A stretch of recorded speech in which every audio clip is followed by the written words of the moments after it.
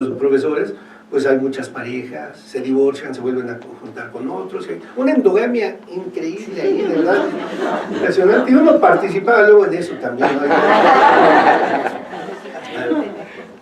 Bueno, curioso, uno hablaba en clase y ahí se portaba muy ameno y todo, de inmediato a los 5 minutos ya lo sabían los compañeros de trabajo, oye, que estás regalando calificaciones, oye, que no vas a hacer exámenes, que no vas a dar apuntes, etcétera, ¿no? O sea, cantidad de cosas que se sabían de inmediato.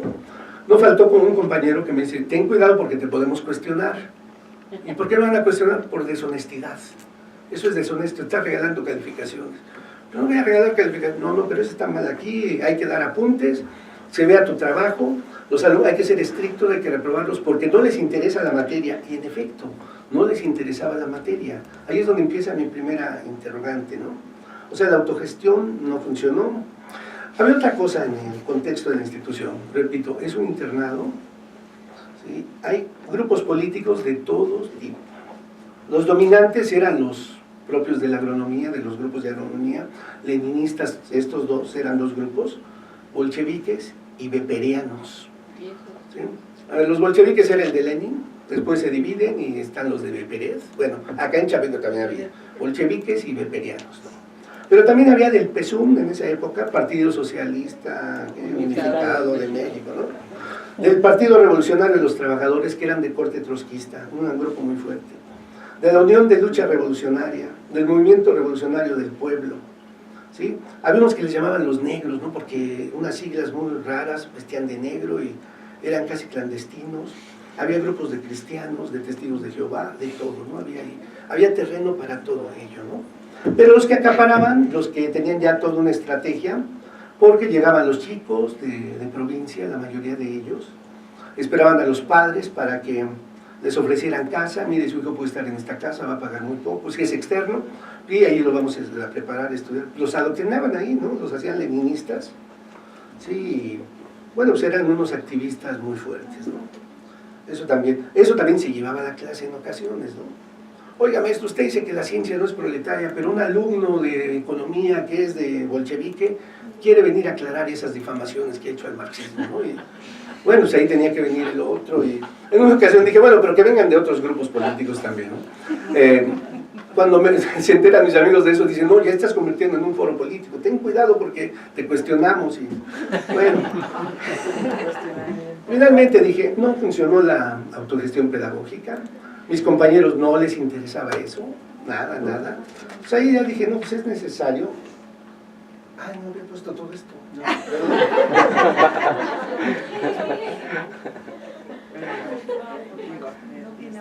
a ver. Ah, sí, ya vamos ahí. ¿Sí? Bueno, después de todo eso, más o menos, ¿qué es lo que encontramos? Problema para instrumentar una propuesta, ¿no?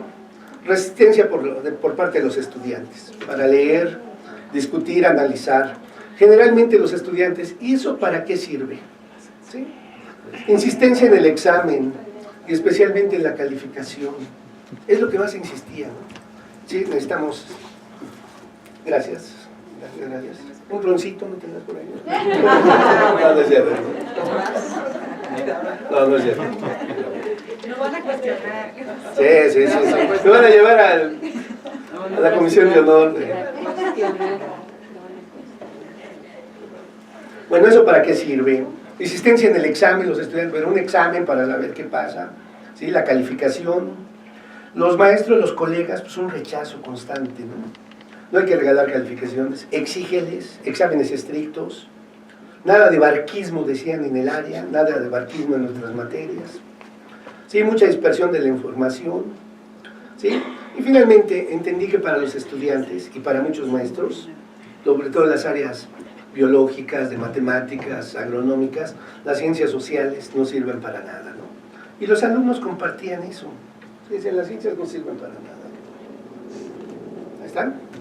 Estudiar, bueno, ante eso, demos un giro, estudiamos una maestría.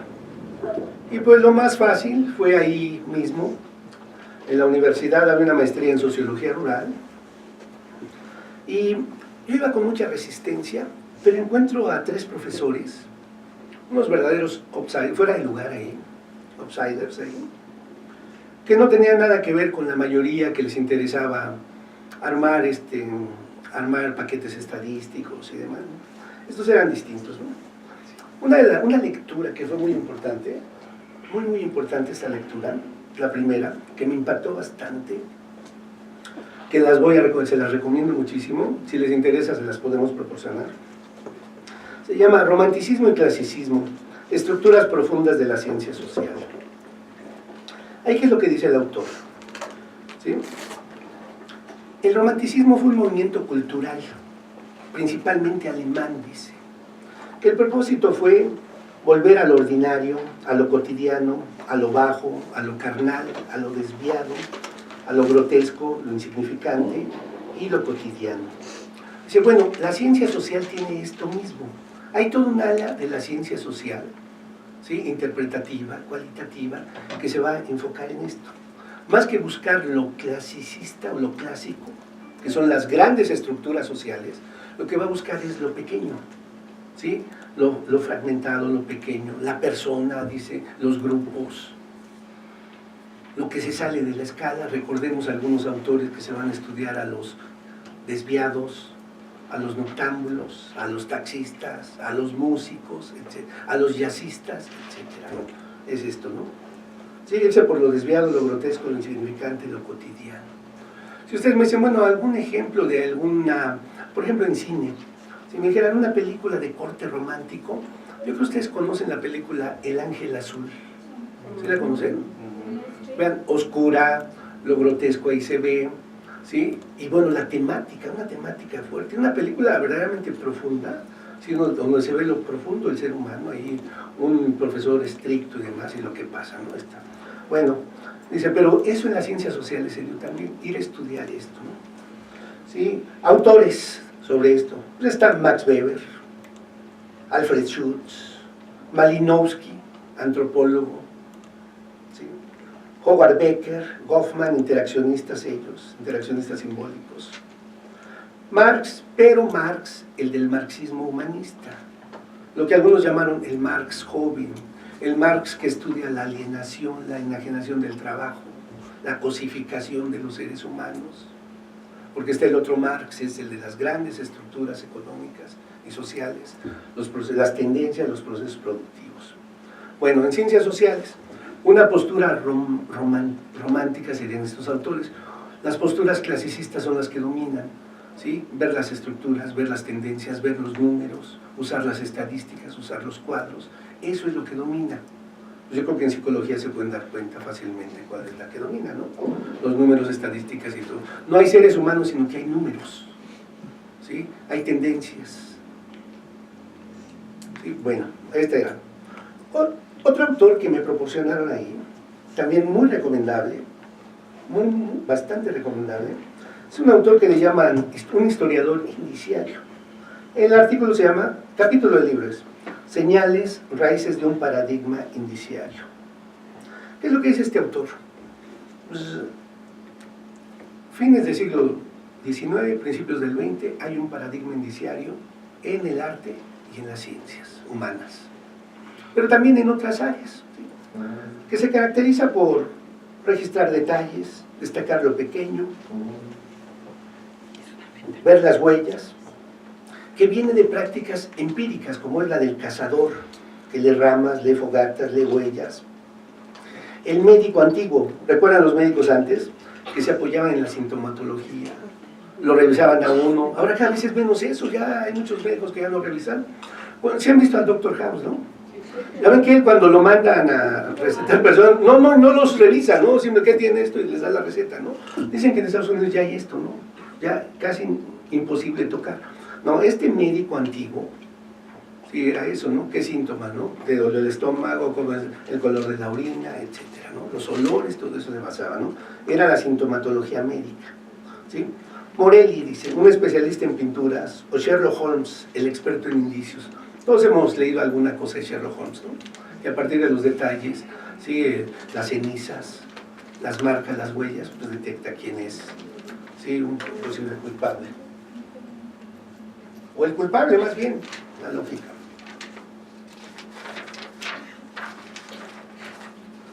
Otro autor que ahí mismo leí en este seminario, sí, que a mí me encantó, me gustó mucho, me apasionó y me dio para leer más, fue Bronislaw Malinowski. Sí, se considera un antropólogo inglés clásico, ¿sí? Creador de el que patenta, ¿no?, lo que es la etnografía, ¿sí?, como herramienta de la antropología. ¿Por qué? Porque él fue a las Islas Trobriand y ahí permaneció varios meses registrando, analizando, conociendo. Igual, ¿y qué es lo que hacía? Pues estudiaba los utensilios domésticos, las herramientas de trabajo, las normas de la población, las prácticas, las costumbres y todo lo relacionado con la cultura. Para él los conceptos teóricos tienen sentido si son cotejados con la empiria, con las prácticas. De otra manera se quedan como conceptos solamente, ¿no? Sí, pues un autor importante, todavía se sigue leyendo, sigue siendo polémico y todo, pero más bien no es polémico, ¿no?, sino que fue su época, su historia, su momento. Se le ha criticado porque dice, no, es que a Inglaterra le interesaba conocer cómo eran sus colonias, por lo tanto para allá iba Malinowski. Independientemente de eso, pues, que además él no se fue a África, fue a otro lado, pero es un trabajo muy interesante, muy cuidadoso de lo que son cómo viven esas comunidades, ¿no?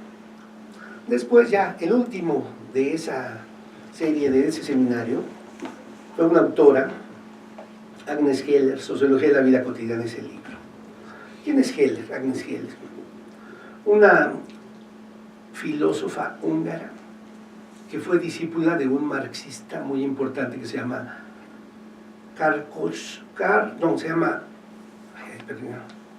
ahorita recuerdo el nombre, ¿no?, de este autor. Este marxista en los años 20 fue muy famoso. ¿Por qué? Porque criticaba mucho a los marxistas mecanicistas. Y él decía una cosa, lo crítico en Marx no está citar a Marx, sino que está en el método, en la dialéctica. Si no usamos la dialéctica nos quedamos. Bueno, es un marxista que se apoyó mucho en la filosofía. Es de esta línea. Cosick es casi contemporáneo de Heller. Viene de estos, ¿no? El libro se llama Historia y conciencia de clase. George Lukács se llama el autor. George Lukács, ¿no?, este autor.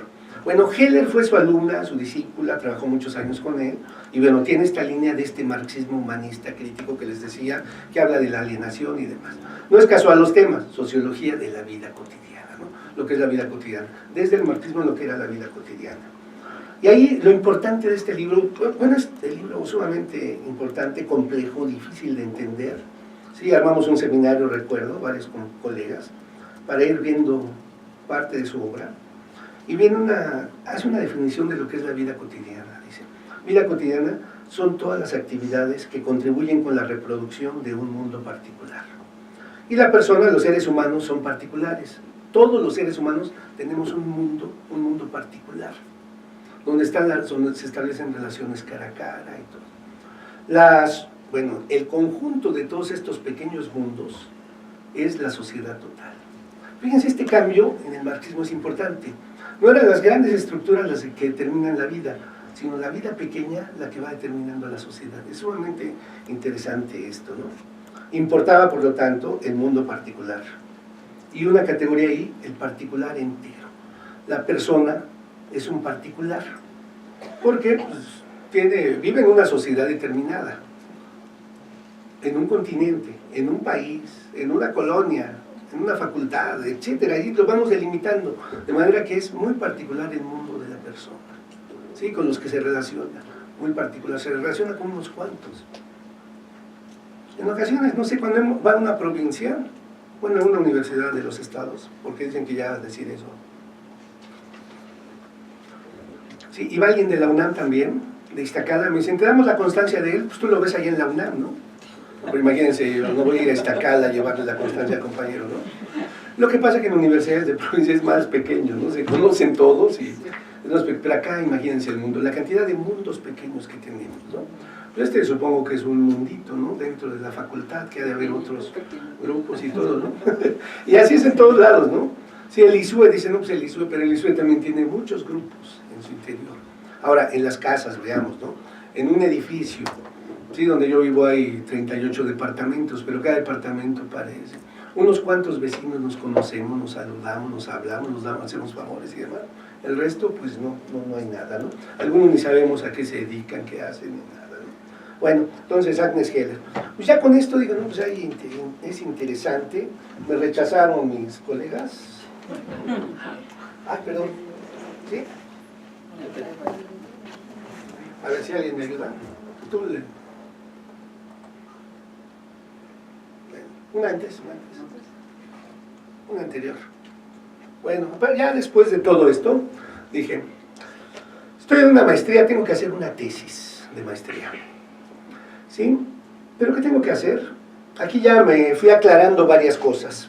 Tengo que hacer una investigación cualitativa de los actores de la UACH. Primero voy a comenzar con estudiantes, dije, y después con los profesores.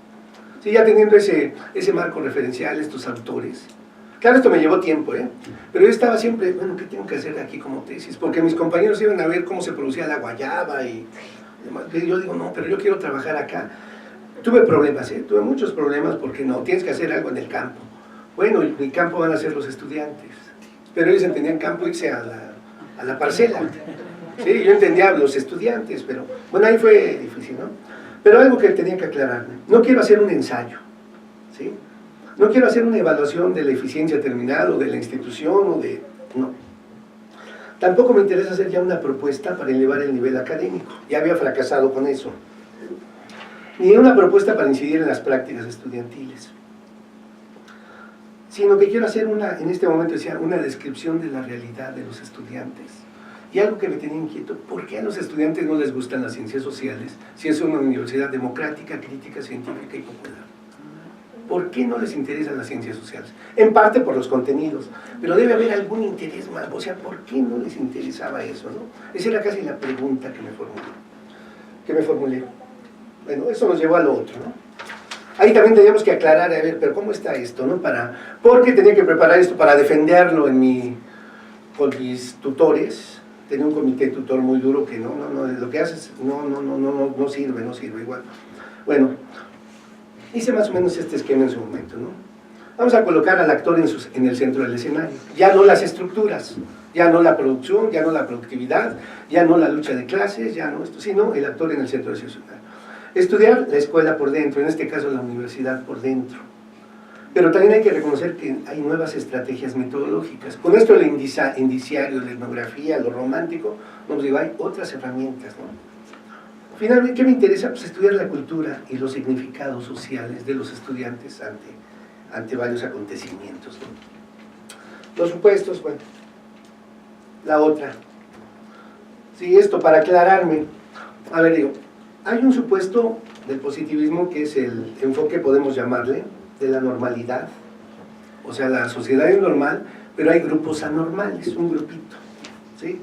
Hay dos, uno que es normal y otro anormal. El anormal de lo que tratará el positivismo es de incorporarlo, ¿sí? Para que la sociedad funcione adecuadamente, coherentemente.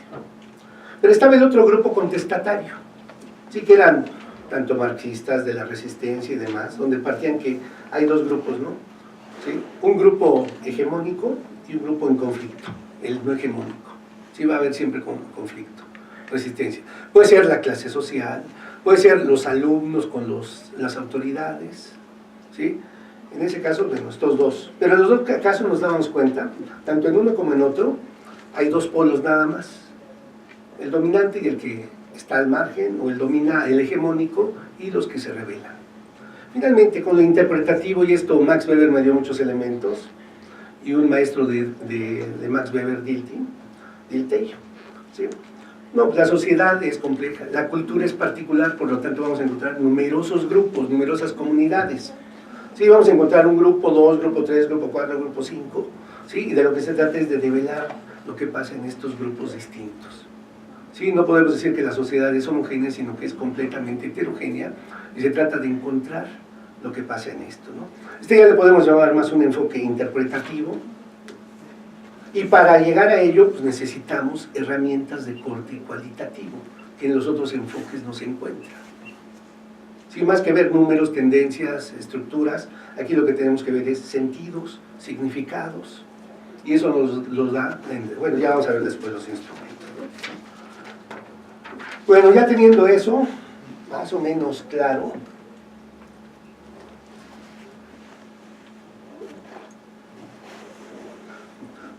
comenzar. La metodología la fui armando, porque no crean que la tenía tan clarito al principio, ¿no? Sino vamos a comenzar, ¿no? Metodología. Entrevista profunda a 3 profesores del área de ciencias sociales de prepa agrícola. Sí, ahí puse indicador que estudiaron sociología e imparten la materia de introducción a la sociología.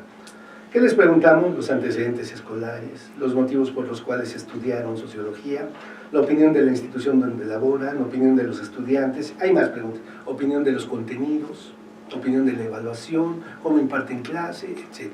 ¿Qué respuesta dan los estudiantes ante eso? Y demás, ¿no? Aquí platico algo, ¿no? Al principio fue muy brusco porque yo estaba acostumbrado, les comentaba, que cuando trabajaba en la Comisión Federal de Electricidad, a hacer la pregunta directa y que me respondieran directamente.